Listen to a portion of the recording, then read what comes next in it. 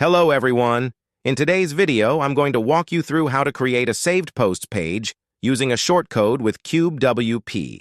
First, log into your WordPress admin dashboard. From the left-hand menu, navigate to CubeWP and click on Dashboard.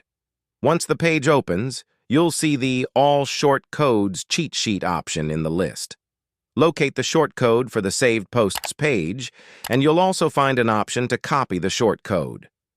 Go ahead and copy it, as you'll need it for the next step. Next, go to the Pages section in your WordPress dashboard and click on Add New. Create a new page and give it a title, such as Saved Posts Page. In the content area of the page, paste the shortcode you copied earlier. This will embed the Saved Posts page form into your page. After pasting the shortcode, click Publish to make the page live. Congratulations!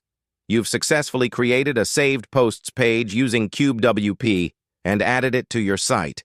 Thanks for watching, and don't forget to like and subscribe for more helpful tutorials.